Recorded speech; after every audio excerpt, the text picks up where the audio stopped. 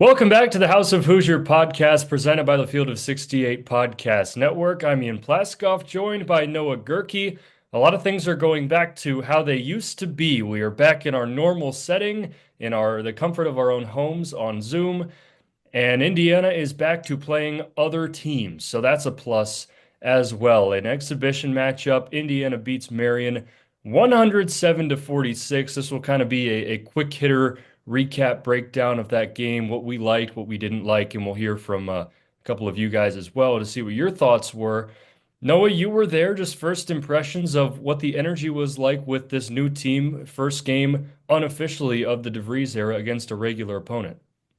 Well, the beginning kind of felt a little bit different than an Indiana basketball game. It felt a little bit antsy, a little bit of anticipation kind of throughout the arena because you didn't know what to expect. You've never seen this team play before, neither have we. So it was a little bit different for me as well. And then throughout the game, I mean, within the first few minutes, you could tell something was different in the style of play, the fact that three-pointers were going in when we were shooting them. I mean, there was a lot going on, and the crowd really started to enjoy it throughout the night. Obviously, it's an exhibition. It wasn't as packed of a house as we're used to seeing Assembly Hall being, but it was a lot of fun, a high atmosphere for the amount of three-point shots that we saw made. A lot of the fun moments. Trent Sisley shined, which was really cool to see in his like first moment at Assembly Hall. It was a pretty cool atmosphere.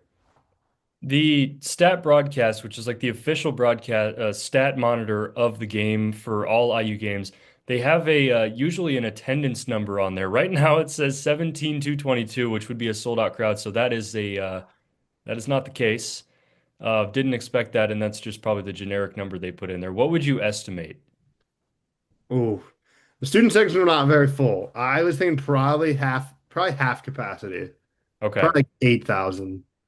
For an exhibition, while football is going on the way it is, like Yeah, it's I probably what you expect. That's fair. And if it was an exhibition against like a Baylor, like we're seeing at Gainbridge Fieldhouse, if it was Assembly Hall instead, you maybe see that number go up. But an NAIA opponent that like you kind of know what's going to happen beforehand, 8,000 is a pretty fair estimate. Marian, the Knights, they're located in Indianapolis, and the head coach is, of course, Pat Knight, the son of the late great Bob Knight. I don't know if you saw the comment that Pat Knight made in the post-game interview. He said something about like, when talking about Tucker DeVries, he was like, finally a coach's son that's worth something. Like, Yeah, he's like at least an IU coach has a son that's like worth something, like does something productive or something. That was received quite well on social media. Pat Knight got a very nice ovation at the very beginning, as did their athletic director as well, of course, IU basketball alumni. It was a nice warm welcome to see. They did it last year as well, I'm pretty sure. So just a nice moment, and he always seems to get a nice reaction when he comes back. yeah, it's always a good thing to see relationships between bigger and smaller schools, and sometimes that comes with more of a personal connection. That's the case with Indiana basketball and Marian. As this game was going on, I was calling a Indiana men's soccer game on Big Ten Plus against a Division III opponent in Hanover, and those two, I think they're developing a good relationship as well for these exhibition type games, although it was a regular season game. I do like to see that because you often don't really think about what it's like for the NAIA school or the D3 school to play in a game like this, but it's kind of an unforgettable memory for all these players. Yeah, especially up in Section K, row about 40 at Assembly Hall. There's a lot of the Marion parents either behind the bench or some Marion like long distance family friends, and just seeing their excitement when their kid checks into a game at Assembly Hall. It's not packed Assembly Hall, Big Ten playing a big conference opponent, but it's still one of the coolest venues in college sports. You're still playing against the cream and crimson, the blue blood program that is Indiana. It's really cool for these kids, and especially even in the men's soccer side, a team that's got the amount of successes they've had of recent, playing in those type of games is a pretty cool moment. So the relationship that they build is more than just an exhibition here or there. You pay one team to come play you in an exhibition. There is a lot of connection that goes to it, and it's nice for the fan bases as well to appreciate that. Before we get into breaking down the game and what went on, do want to give a big shout out to IU Sports Media Zone, Nick Rodecap, Graham Nash, Ava Wajenki. Believe in the studio or in the crew, it was Henry Thuss, our producer, directing, it might have been. It was William Stewart, Emily Fox, the rest of that whole crew. That was a fully student run production for those that watched on Big Ten Plus. And really a testament to what the media school at Indiana, which we're both a part of, is able to do. So just getting that out there. Now on to the game. The main box here, 58% shooting for Indiana, 39 of 67. Here's the big one, Noah. 15 of 30 from three-point range. Yes, that's 50% for all you math folks. 12 of 20, I believe, in the first half. Free throw shooting, that continues to be an issue. 14 of 23. It feels like every coach at Indiana has had to deal with that. Turnovers, only 10 for Indiana. Out-rebounded Marian to no surprise, 54 to 21. Leading scorer, Tucker DeVries, Trent Sisley, both with 23. DeVries, 7 of 9, shooting 5 of 7 from 3. Sisley, 8 of 10, 4 of 4 from 3. And then a pretty balanced performance all the way down. So just biggest thing for me, I think as we dive in, is that three-point shooting. The volume is there, and especially in that first half, they're going in. I mean, you kind of expected it. Also against a team like Marian, where you can get the ball inside, clear some space, and pass it back out. They're going to get open looks, and they did indeed hit them. Yeah, that was one of the more different things that we're used to seeing is I don't know the last time an Indiana team attempted 33s, let alone made 50% of them, but put up 33 pointers. And I think they put up like eight of them in the first 3 or 4 minutes. If Wilkerson was free at all, he was putting a shot up. DeVries knocked in his first few and then ended up pulling one from about one step inside the half court stripe that would have made Assembly Hall about as loud as it can get for an exhibition game. But you saw right away their goal was to shoot the three and to shoot it well. Their goal was to get those good looks from beyond the arc. And it kind of seems like this team is going to live and die by the three this year. And they certainly lived by it, hitting 15 of 30 in the exhibition. I said in our season preview that Indiana would lead the Big Ten in every single three-point category, and that includes makes, misses, percentage, everything that there has to do with three-pointers.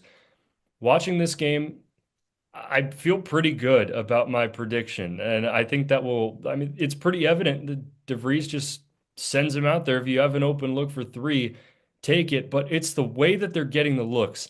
So many times we saw Indiana on these, 9-second post possessions with Malik Renew just backing guys down for 8 or 9 seconds and then kicking it out for a contested three.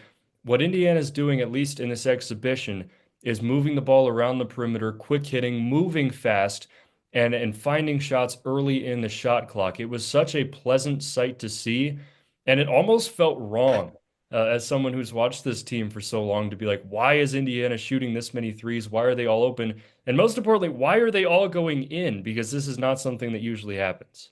Yeah, and a big philosophy is the ball moves faster than defenders. So the faster you move the basketball, the harder it is for a defense as well. And I'm sure when we get into Big Ten play, teams will focus on closing out right on top of the shooter, obviously, if they're going to shoot it 30 times. But it was more so the fact they were hunting threes. It seemed like in years past, when you have a Trace Jackson Davis, although he was one of the best passers out of the post we've seen at IU, or Malik Renew or Normar Ballo, teams would love to double them. They would think of it as a pleasure to double off their guy because of the lack of three-point shooting that Indiana has had. Oh, I get to leave my guy wide open to go guard the big guy. Don't mind if I do. He's not going to hit the three anyway. Teams are not going to be able to do that this year. They don't necessarily have the same inside presence that would require a double team, but teams cannot be lazy on defense against this Indiana team if they're going to shoot it like this or if they're going to play this style of kind of run and gun within the first 10 seconds of the shot clock, hunt a good three. This is maybe the most telling thing about this new Indiana offense, all right? 46 points in the paint for Indiana, 45 points off of three-pointers. I don't think we've ever seen a ratio like that with Indiana. I don't even, in my memory, I can't think of anything. Yeah, I don't think you I don't even think they shoot enough threes to have 40 something points from three. That's the thing is we're not used to seeing the volume and we keep talking about it and it seems like an over an exaggeration from just an exhibition. But the difference is if you're an IU basketball fan like us, we have not seen this. It's a lot of unprecedented territory. It's kind of fun. It's fun to watch your team make a whole bunch of threes. Seemingly IU fans all over the country, when you go play at Nebraska and you watch them make 14 threes against you, it's like, oh my goodness, here we go again. It's kind of fun being the team that makes 14 or 15 threes. Who would have thought modern basketball is enjoyable for the modern basketball fan? That's an interesting concept, is it not? Steph Curry revolutionized the game, made the three-pointer awesome. Everybody in the analytics world knows that the three-pointer is the way that the game is going. And it seems like 5 or 6 years too late, Indiana's starting to finally adjust to the modern game, and it's been quite enjoyable. And I think, especially the students and the younger fans that appreciate the art of the three-point shot and the getting open, the moving off the ball, are really going to start liking this Indiana team just because they're so unselfish and they've got some pure shooters on the team. This comparison has probably been made before, but I just want to put it out there one more time. You think about Indiana football. So many times last year on the show, we compared so many things to Indiana football, but I'm going to do it again. Indiana football was this terrible program before. Nobody cared about Indiana football, but they decided to go all in and commit to a new modern brand with new people, new ideas, new thoughts, and a new everything, just ripping the cover off, starting from scratch, and becoming a new identity of sorts. And I think the Darren DeVries hire and the new philosophy of Darren DeVries is kind of following that model, not to the strategies of Kurt Cignetti in Indiana football, but in the idea that, all right, it's kind of the reverse. Is a historic basketball program, prides itself on history, but when basketball games are being played on the hardwood, you cannot play like those times, like with that history. You have to play to the modern style of the game, rip off the cover, create a new identity, and I think Darren DeVries will do just that. Yeah, it's one of those things that you want to appreciate your history and understand it, but you don't want to fall into this trying to replicate history. It's a little bit different. You can do it in your own sort of way. You don't have to play through your big man and play necessarily sound defense. At least in this state of modern basketball, if you give up less than 75 points, you win just because that's the way the game is moving. Teams score at such a higher pace, such a higher clip that you got to play in the modern style. You don't have to pound people inside and out rebound them and then wear them down defensively throughout the game. It's a run and gun type of game. It's a see how many three pointers you can put up because the more you put up, it's probably going to benefit you in the end. And Indiana's had the long history of success at not doing those things, not shooting the three, not getting up and scoring a whole bunch of points. And so they're adjusting to the modern times. I think Coach DeVries understands that. His teams have always historically put up a bunch of points and shot a lot of threes. I think it's trending in the right direction. Of course, we're just one game in. It's an exhibition. We don't know too much, but you can tell from the first game, at least the style of play is going to be vastly different. Yeah, I want to take a quick road down into the world of plus minus. I know it's the most non-polarizing stat in the world of basketball, but there are some interesting numbers here. I know it's Marian, I know it's an exhibition and it's a blowout, but when somebody has a plus minus of 50, it's probably worth a look. And that's Tucker DeVries, Trent Sisley, 48, everybody else with a 25 plus from the main group, and then all four walk on or three walk-ons that played, and Andre Achimovic were all in the positives as well. But plus 50 for DeVries, plus 48 for Sisley. It's at least worth noting. Well, those two were the two best players on the floor at all times when they were in the game. But when you're 50 points better than your opponent when you're on the floor, that's quite telling, especially when you see the rest of the lineup that was around them with 34, 25, 37, 30 from Connor Enright. It is very, very telling of how they want to play when those two are on the floor, and they played the best they played throughout the night. And Sicily had an extended amount of minutes with Achimovic and a few of those walk-ons too, and his plus minus still stayed up almost towards 50.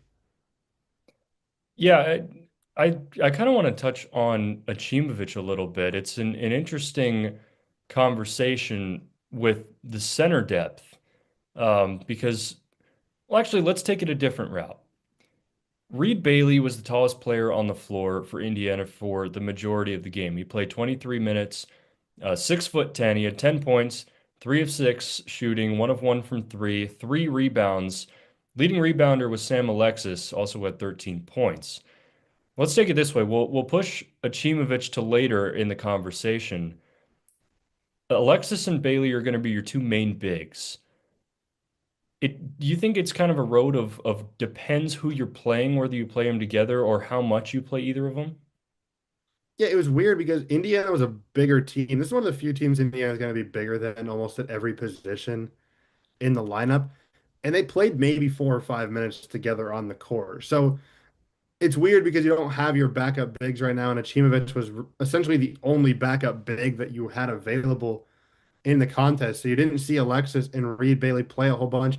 It could be by committee. If you play a bigger team, you consider playing them together, but then you run the risk of if one of them gets into foul trouble, you're really lacking bench depth at that position that it might just be we can't try to match other teams' size. We better hope our style of play and our physicality can outwork somebody else because the lack of depth behind Alexis and Bailey is somewhat concerning. We're going to bring this into our first mailbag segment of the year, and we have a comment from Ryan Fulton 8410 from YouTube. He says, "Don't get it twisted. The lack of height, size, and positional help down low will be a problem in the Big Ten, especially because there's literally one center on the roster, maybe two, but Achimowicz isn't playing. One injury away from a nightmare. Do you agree or disagree?" I'll disagree a little bit on one side of the court. Achimowicz looked fine. He's still very raw. Like he's got the physicality, he's got the size. He looked really good defensively, in my opinion. He's a step slow here or there. He was really good in pick and roll defense. He seems to know what he's doing when the ball goes up in terms of grabbing rebounds, finding the outlet guys, and especially on defense, whether they're hedging, whether they're getting back, whether they're stopping the ball. He looked really sound defensively. I just think on offense, you're probably playing 4 on 5 at that point because he just doesn't have the offensive prowess that maybe an Alexis or a Reed Bailey, the versatility that those guys have, and the style of play doesn't really mesh with the other guys they're going to have on the court with him. I wouldn't say you're an injury away from disaster. You're going to get Josh Harris back hopefully soon, or at least at some point where he can play maybe a smaller four or at least stretch the floor a little bit. But I think you're partially correct because on one side of the floor, you're almost playing 4 on 5. I don't want to say that because we haven't seen it yet.